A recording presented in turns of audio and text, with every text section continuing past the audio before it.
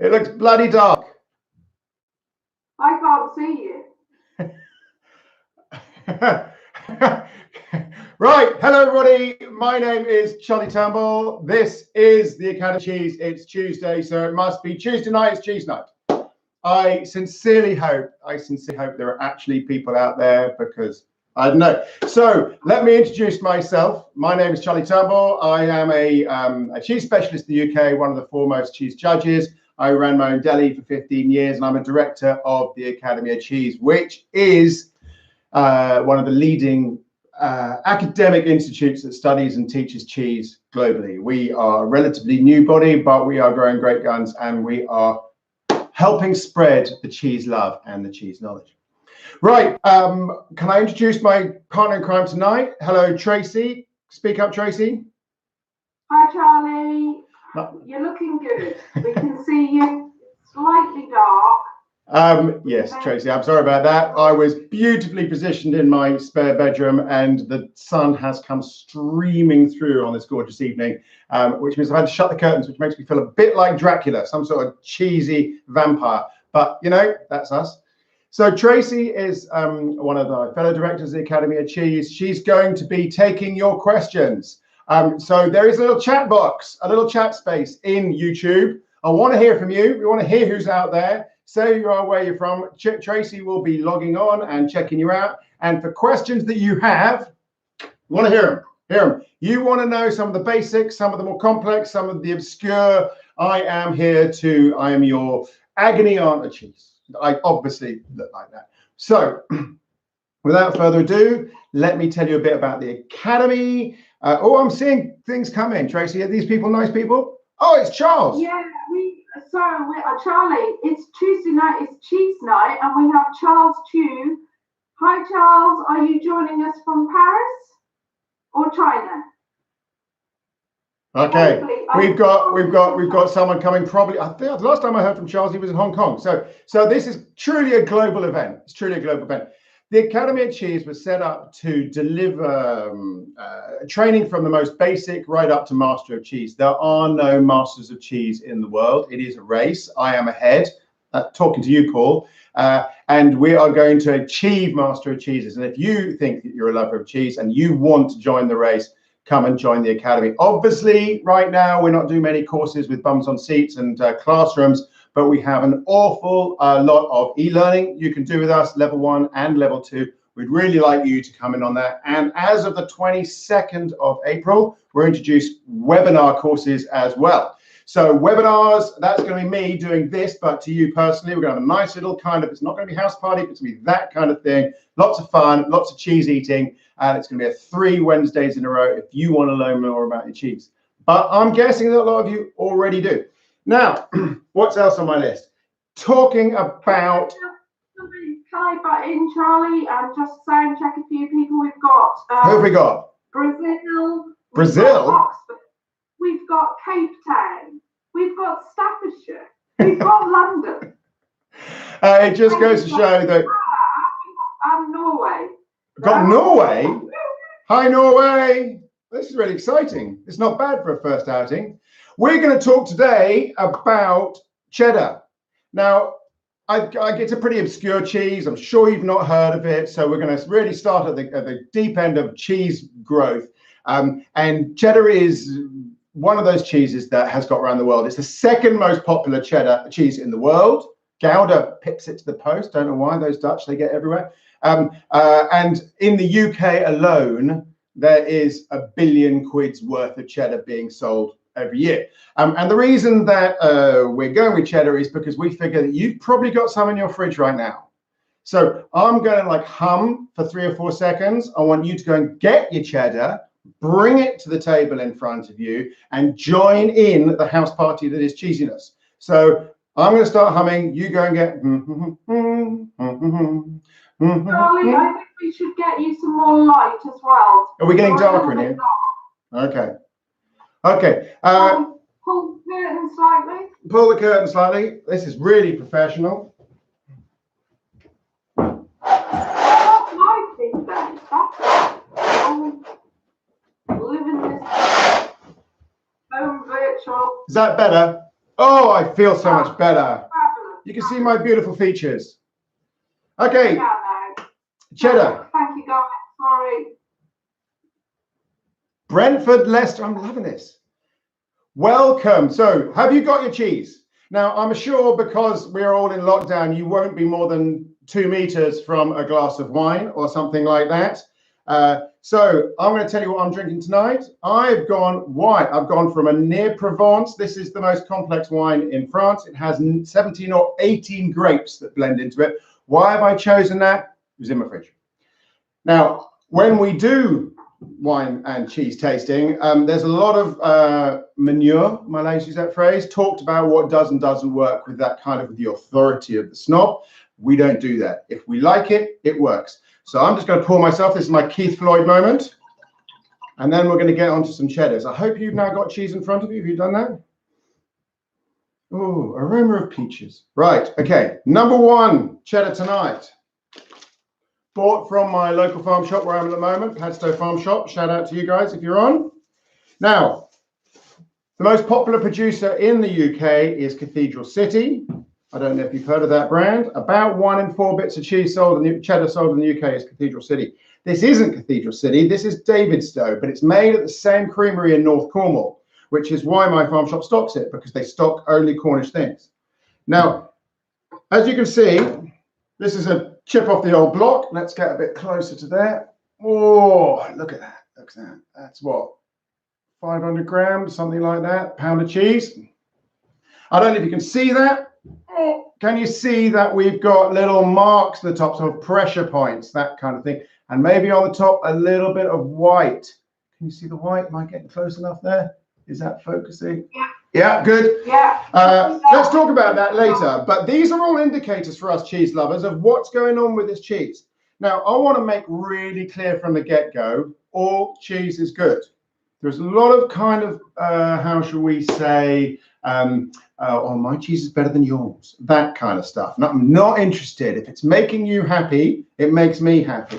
Now, in my world, I have spent a couple of drunken nights stealing baby bells out of my kid's fridge. So I eat the lot. Right, number 2 cheese we've got today. Godminster. You might or might not know this chap. He's a farmer just south of Bruton in Somerset, so he comes from the land. All organic, very nice. They use something called milled or extruded cheese techniques, which means it has the convenient double aspect of being able to shape their cheese, which is why they get these hearts going, which is really, really tasty. Liking this. And my 3rd cheddar today, a little bit of unboxing moment. This is from Mary Quick, just north of Exeter, Newton St. Sires. And this arrived with me this morning. So all you people who need to get an emergency cheddar delivery, I can now confirm that Quicks do really good next day delivery cheese. I like the box as well. Charlie, Mary is here in the chat. Is Mary here in the chat? Okay, everybody on there, you can't see each other, but give Mary a wave. Like all cheesemakers right now, they are struggling and she needs all the cheese love you can give. So give Mary a big, big hug from me. And there it's come through, nice little bit of cheddar. Now, I've chosen these 3 cheddars because they are quite different in their make, okay? And so we're just gonna have a little bit of a chat about cheddar. Right, what do we know about it?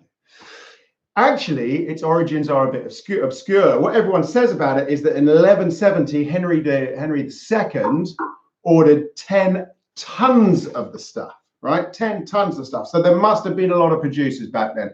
And for a long time, cheddar was one of our premium cheeses. But in English cheese history, there's been an ebb and flow. There was a time when Gloucester was the most popular cheese. There was a time when the Wiltshire cheese, a cheese we don't hear of now, it's not being made by anyone. It's a Wiltshire cheddar style that was the most popular. There was a time when Suffolk, who knew there was a Suffolk cheese? The Suffolk cheese was the most popular cheese in the UK. Red Leicester cheese was the most popular. So the popularity has ebbed and flowed, but slowly but surely, cheddar has begun to colonize most of the production and most of the popularity. It's a hard, long-keeping cheese with lots of opportunity to give real punch. So you've got the mild versions at the young end, which you can use for cooking or kid sandwiches, but you can right up to sort of the 15, 18, 24-month ones with strong acidity, high savory notes, and you're beginning to get real taste of the earth, of the agriculture, which is really fascinating. Right. Are you comfy? Have you got any questions? Tracy, have you got any questions so far, or am I talking too fast? No? No, Marvelous. we're looking good. We've just had someone ask for the link to be posted up for quick delivery, so I've done that while you've been talking. Good, good, good. Right. We're going to taste them. I want you to taste them, and I'm going to do it a bit slowly. I'm sure you're aware of this, but taste is transmitted through liquid to a great degree. Dry things don't taste very much. You need to chew them as you add your saliva. The flavors blossom, okay? Anybody, whoever it is that's calling in from Cape Town, Biltong, you know what I'm talking about. So here we have a hardish cheese, which means we're going to need to punch into some saliva to really unlock those flavors.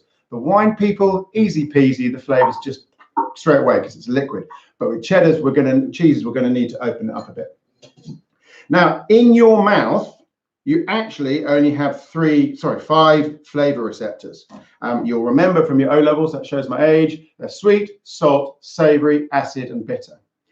These ones are the early responders in your flavor profile. They're the ones who are going to be the fastest response, and they are genetically designed to give you a gut reaction. Eat this, don't eat this, so that you can make fast decisions when you are stuck in the jungle and being pursued by a tiger, and should you grab that hind leg off a deer and run with it, or it's not good for you. Bad metaphor, but I'm rolling with it. Okay, so acidity, bitterness, these tend to be negatives. Sweet, salt, savory tend to be positives. Sometimes we call them the forecourt flavors. Your local garage is full of sweet, salt, and savory snacks. So those things are going to dominate. And cheese, because it's such a visceral part of the human condition kind of product, will really big up on at least 3, often 5 of those products. And cheddar can deliver on all 5 of those. The other part of flavor is in the nose.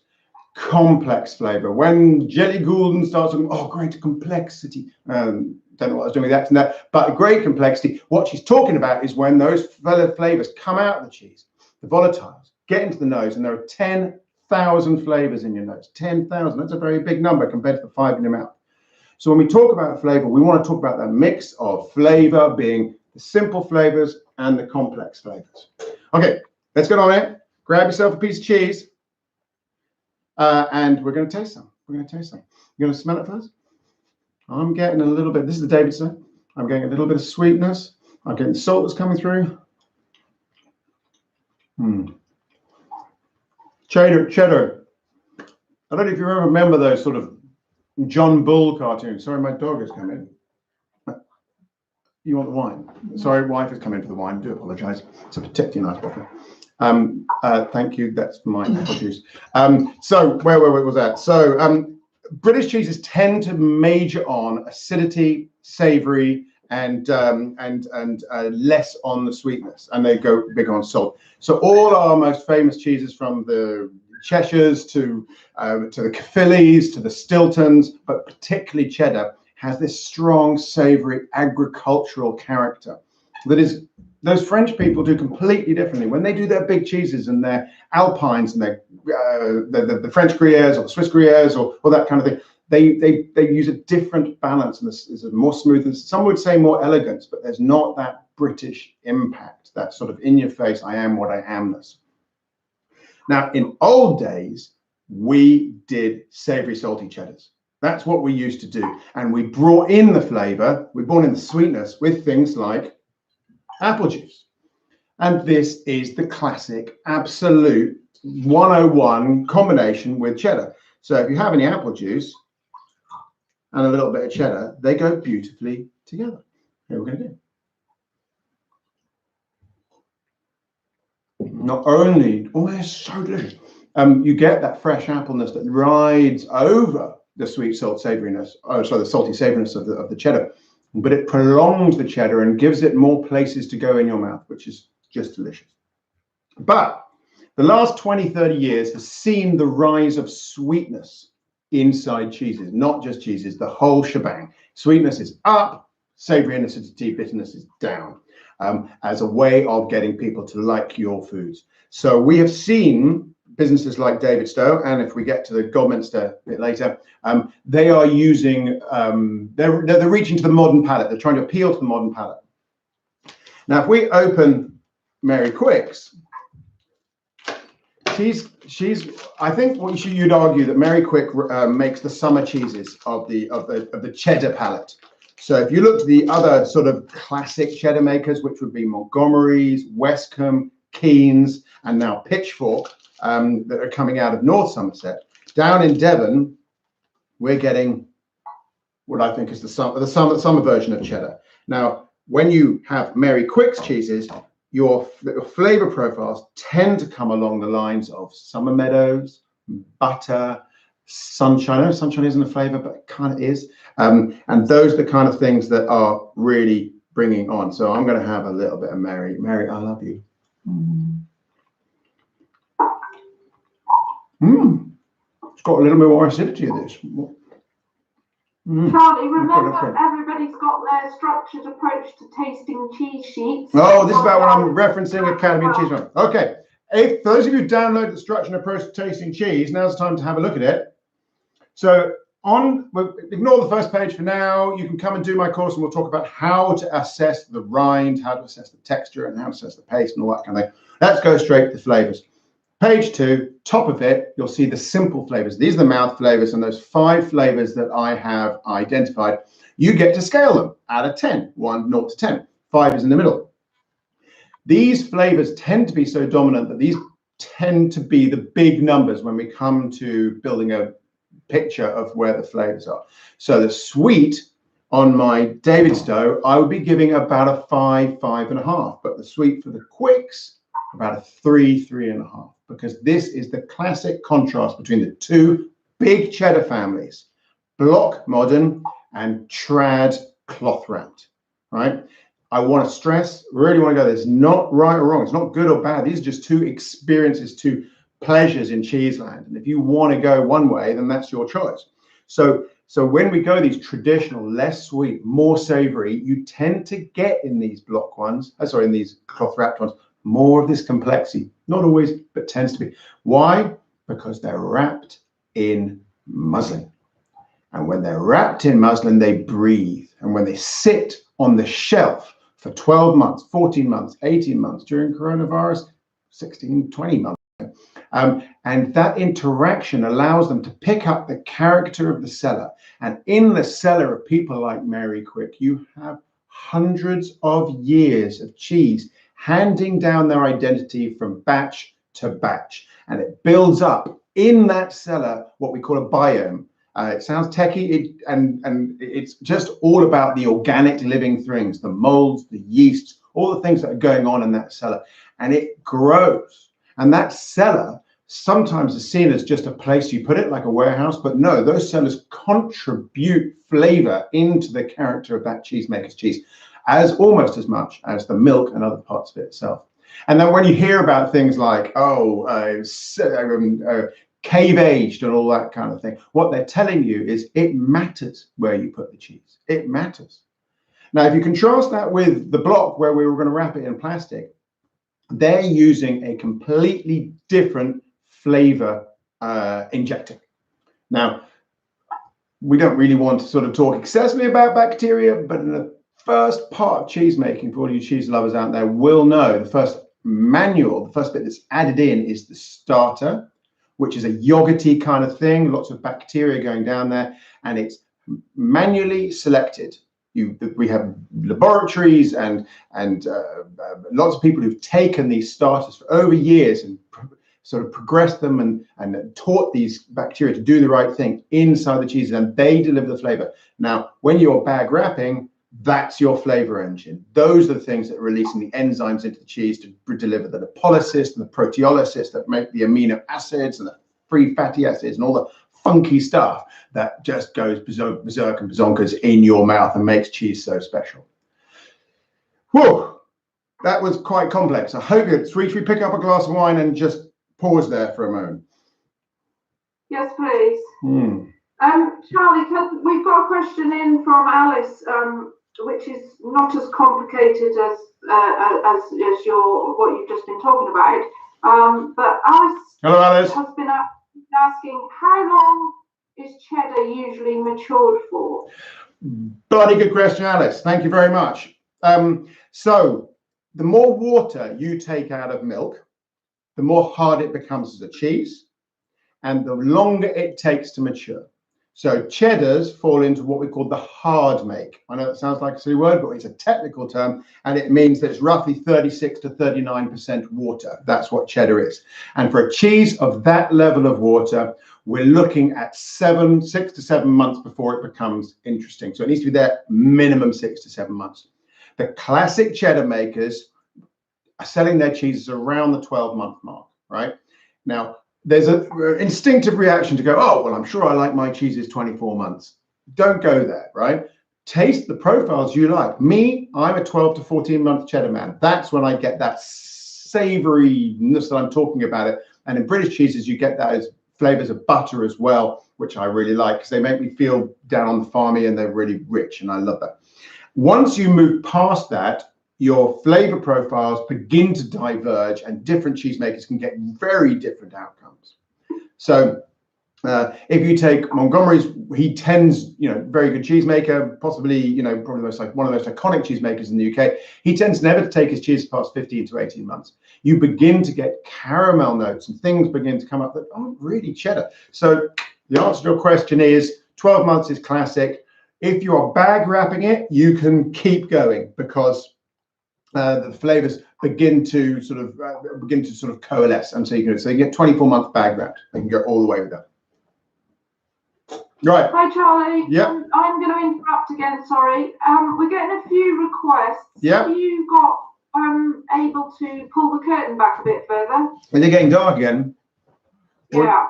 Oh, what happened there? No, don't do that. It makes a weird thing on the. Okay, we're good. Okay, we're just gonna have to do that. If you can turn the lights on, lovely, that'd be great. Now, sorry about that, team. It makes it go a bit fuzzy. Oh no, don't like that. We don't like that? What about your little lamp? Okay, my little lamps. No. Sorry about this, guys. Okay, why don't we lift that up there? We'll lift that up there. How about that, team? Tracy? Yeah. Okay. That's a bit better. Right. Okay. Where were we? Thanking Alice for her question about how long to keep it. Perfect. Cool. Hello from Norfolk. Hello from Norfolk. Hello, Norfolk. Norfolk, right. And you've got California now as well. California, that's so cool. Right. Sorry.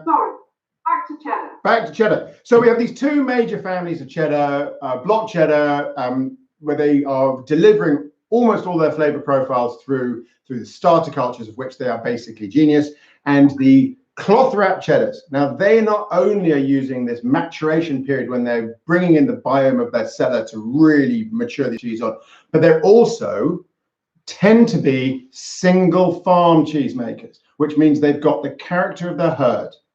Now, the herd is something they will also have been developing over generations, and they will have their own favorite preferences of their Holsteins and their Friesians and all that kind of thing. And they will give that milk, and the milk will be taking it off the land, and that means terroir, that means soil, that means different seasons produce different flavors, and all that character is there for a good cheesemaker to make something of. And different cheesemakers will choose different responses to how they want to handle those issues. Not to mention, what the weather throws at you and all that kind of stuff. So it's two different, really is two different cheeses. You might ask me, how do you know? How do you spot? Well, the most obvious answer, I think, is that cloth wrap cheeses will have a round edge. Can you see that's kind of like a slice of cake? Now, Mary's cleaned this one up for us. Thank you, Mary, for cleaning it up. But before she cleaned up the outside, it would have a grey to brown mottled effect with small sprinklings of mold and yeast, which would not be mold and yeast as like blue or anything like that. It would be characterful brown, hard rind, and would taste a little bit dusty, possibly of cheese might, possibly of a bit bitter towards the edge. But that is the carapace that's contained the gorgeousness inside. So those are our two sort of major families, but there are others. Now let's take one we've got here. As I say, this is our Godminster. Now this routinely wins things like Best in Show, extremely popular cheese, well known for having the purple sort of very posh looking wax on the outside. And I don't know if you can see that. So it's got a nice wax coating, blah, blah, blah. So this is an extruded or a milled cheese. Now, why do you extrude or mill? Well, people choose to do it for lots of different reasons, but the implications are several. The first one is it ends up being softer. So they put the cheese in a kind of thing and make it into sort of like a paste, which means it's got a much more buttery kind of texture, hard butter kind of. Can't resist that. They then pipe it out like through a piping bag and they put it into shapes. So all those little cheddars that you see, whether from Godminster or Snowdonia or everyone else, that usually sort of 200 grams, they're shaped and they use this extruded process. Now the extrusion not only breaks down the texture, it begins to push the flavor naturally into a sweet one as you're increasing a degree of oxidation. So it has this double impact. But all these people tend to use a little bit of sweetness because they're appealing to the modern palate. And if you want to grab youngsters, making it sweet is a good trick. So where was I talking about? So they use something called a Helveticus starter. Helveticus, as I'm sure you're aware from your classical education, was a Roman emperor who either discovered or something. I'm sure the Swiss already knew their country was there. But anyway, he gave the name to the Swiss from the Latin Helveticus for Switzerland. And the Swiss starter family, this important group of yogurt-like things, was the first ingredient in making cheese. This Swiss group had this powerful, really strong sweetness. And they use it in their Gruyères and their Appenzeller's and their Emmentaler. And on their techniques, it doesn't come out so sweet. It just comes out as a really balanced cheese. But you take their starters from over there in Switzerland and you pop it on an English countryside with our grass and our cows, and suddenly it becomes almost like you've caramelized it from the get-go. So that sweetness is a really powerful and enjoyable tool that some cheesemakers use. I hope you are interested by this. If you're not, it's fascinating, I think. Right, so we're going to taste this. So we talked earlier about our David Stowe ranking, I don't know, 5, 5.5 on our sweetness, and our Mary Quick 3, 3.5. This is about 7, right? It's right up there. Significant sweetness is now our major thing. Hardly getting any savouriness at all. It's there. Sweet savouriness is down maybe a 4, 5. There is noticeable saltiness, but we're getting a sort of if this is the cheese equivalent of salted caramel. That's what this is. It's delicious. Now, those are my. You've got a great question from Paul. Can I butt in? Yeah. So Paul is asking, what type of resources would you, Charlie, recommend for the pairing of wine and cheese, be it books, websites, or our references? I mean, I can add to that the Cheese Library, the Academy of Cheese Library, as part of your online learning, has. I'm just saying, this is Paul. I'm picking up a can of worms. I'm putting it on the table and I'm opening it. That's what your question has done. Pairing is so hard to be reliable. I was chatting to some Grana Padano makers. And they were asking, well, what pairings were you with Grana Padano? For those who don't know, Grana Padano is like a sister cheese to Parmesan. It's the most popular PDO in the world, and it's a very good cheese. And they then gave me 3 different wines for 3 different ages of Grana Padano, right? We had a white, a rose, and a red. What is that about? It's really, really hard to get reliable matches. The bottom line is almost always stay in your terroir, stay in your region, okay? Let me just soapbox a minute on terroir, right? The terroir, for those people who've done wine, will know that it's all about the soil and the geography and the climate and what's grazing, and frankly, that's a whole lot of mansplaining. right? Terroir is so much more, because the other half of terroir is the domestic, what's going on in the kitchen. Because when you have a community that's lived in an area for 7, 10, 20 generations, they have spent their lives trying to make their food taste nice. Not in a kind of active way, but they will go, oh, this recipe works. That goes with that wine. And over the generations, they will be selecting crops to make a cuisine, right? So that wine, and this is ironic, but the French are so good. Their wines just love food. And that's so often ignored when thinking of terroir. Wines in France are completed by the local cuisine. So go to your question, how do you know what goes with what? Well, reach into the cuisine history, not the wine, not the beer, not the cheese. Look at the cuisines, and that will tell you where to find the right matches. So if we go to the West Country, we're in the business of this is cheddar today. So it's really about what traditionally grows. So apples and pears, big down there. Cider, big down there. Beer, big down there. That's what you're going to see as the natural habitat of food matching. And that is your best guess. There is, if you come to the Academy of Cheese courses, we do talk about how you balance simple flavors and augment complex flavors. The simple flavors tend to be quite big and bombastic. So bringing balance, if there's something sweet, then bringing in something salty or savory is a good mix. But in the complex flavors, if you've got hints of mushroom, that's often lost. So often finding a match that brings up the mushroom, so you're having mushroom and mushroom squared, will bring really nice food matching. And that's a rough technical rule of thumb. But if we had a sensologist here with me today, he would be going, oh yeah, Charlie, really? Yeah. Now let me tell you the real truth, because 10 sensologists in a room, 15 opinions. I hope that is an answer. Tracy, is that an answer? That's a great answer. That's fabulous. The other, Paul did have a second question. Bring it on, Paul. Which was, what are the wines that you've got on the table? Yeah. So this is not a wine. Cornish orchards, really nice. There are some really cracking apple juices. If there's an underplayed drink in the world, it is apple juice, in my opinion. And go as, I don't mean it's good quality. I mean, it's like, just get apple juice, not something that's done mass produced and then strained 1,000 ways and added sugar and all that kind of stuff. Just apples pressed, awesome stuff.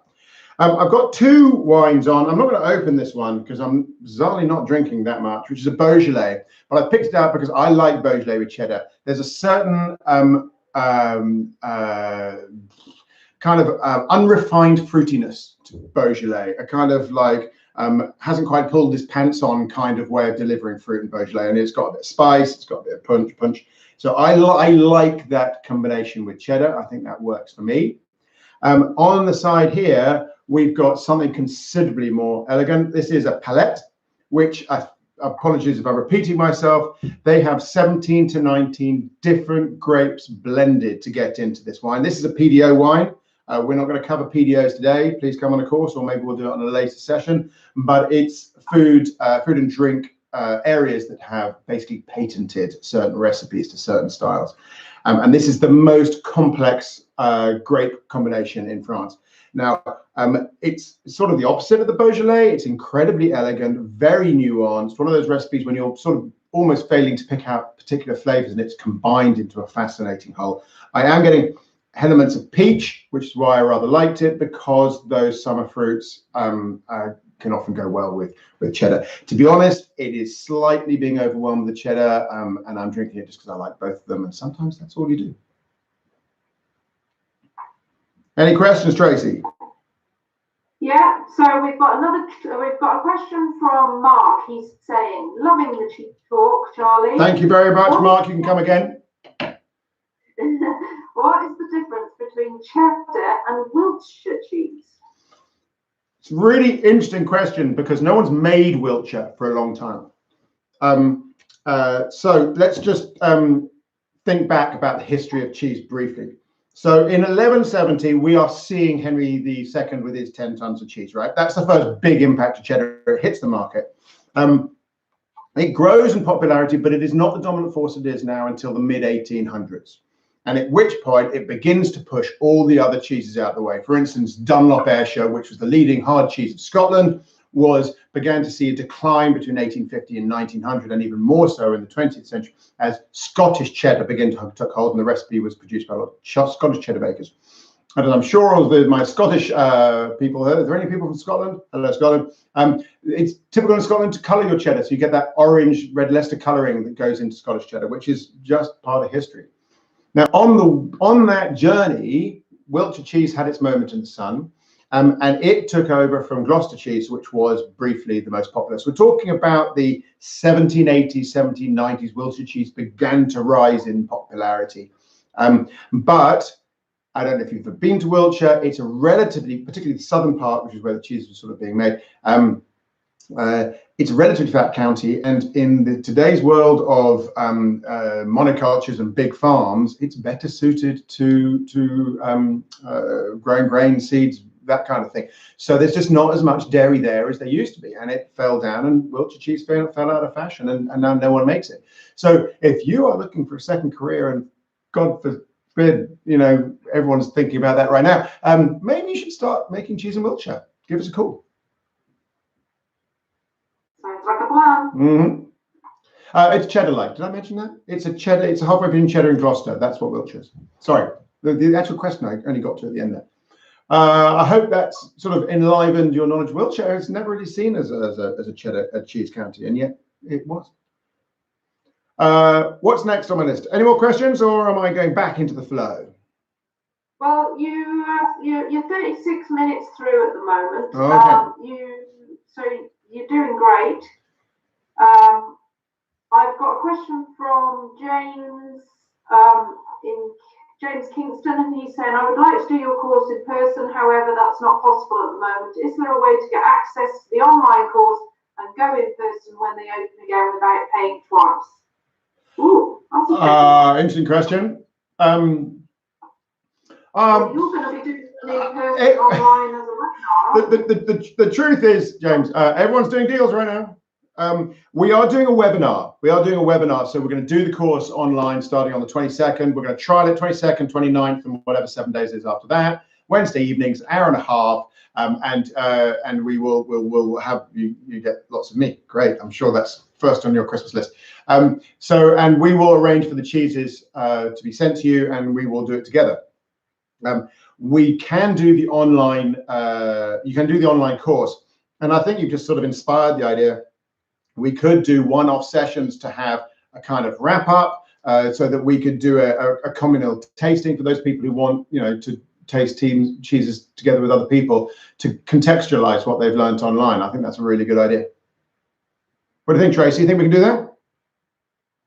Yeah, sure. We have to be. Everybody is having to be so creative at the moment, and improvised, as all our beautiful cheese makers and cheesemongers and cheese distributors are doing. So, sure, we'll make some plans. Yeah. On that note, we're building up a list of good places you can get cheese, and we do not have a comprehensive list. So all the people out there, if you've got a really good cheesemonger who does online selling near you, or somebody you really recommend, please email the Academy of Cheese, and we will put them on our cheese list of places to get good cheese. We need to be supporting these people right now. So we need the help. They need the help. That'd be great.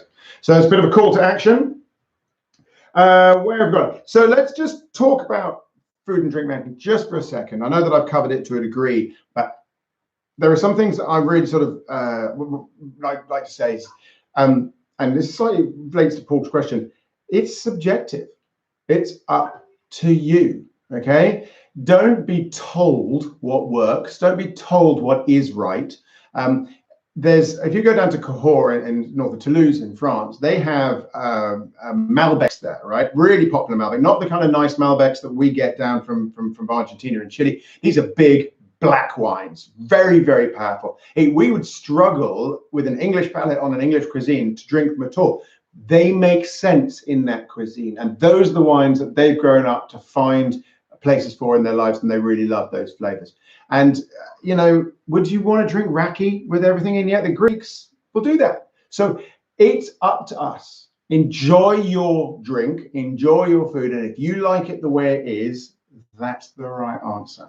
We can add to your knowledge. The Academy of Cheese can talk all the hind legs off several donkeys about the history of this stuff, but we're not in the business of telling you what to do because cheese is too much fun. So eat more of it, drink more of it, feel the cheese love. And that's sort of coming to the end of my first Tuesday night's cheese night. I'm going to stay on for sort of another sort of 10 minutes asking any questions Tracy's got. Is that right with you, Tracy? Sure, we've got a couple of questions here then. Yep. So Peter would like to know what we're doing next week. Tuesday night is cheese night. Tuesday night is cheese night. It's going on forever. It's going to be longer than the mousetrap. There's something in there actually. So next week we're doing soft mold ripened cheeses, Camembert styles. Is that right, Tracy? So bring something gooey. I'm going to be taking a Cornish Camembert. That's going to be on my plate. I'm going to see if I can find a couple. I'm hoping to see if we can get a bit of Baron Bygod down here, but by sort of magic email. I'm not sure if we're allowed to use the important postal system for something so purely for pleasure. But that's what I'm going to be tasting. So we're going to hopefully have Baron Bygod and a Cornish Camembert of some style. That's what I'm going to be tasting. So hopefully see you then. What else can I do for you, Tracy? So we've got Sarah Peterson, who I know has been making cheese at home herself, and she's saying good for you, Sarah. It's not easy, but it is a lot of fun. So if you want to try it, there's some good kits out there. I'd like to say as well to everybody that we are going to have guest appearances when we get a bit more used to the technology. Yes. Sorry, I was having a cheese moment. Yeah, we only invented this concept last Tuesday, so we think we've done quite well for a 7-day run-in. So we're going to get ourselves, so we're going to get some guest people. So I'm going to be able to lean over to my colleague, and that colleague will be down an internet wire somewhere. And we're going to get some guest cheesemakers. We're going to get some guest people, celebrities who love cheese. Are you that celebrity? And whatever we can, because Tuesday night is cheese night. Fantastic. All right. Well, I hope you've enjoyed it. And I have to say, I feel the cheese love. So I'm sending it back to you. Feel the cheese love. We'll be here next week. And I hope some of you join it and go tell your friends. All the best. Stay safe. Tuesday night is cheese night. Woo!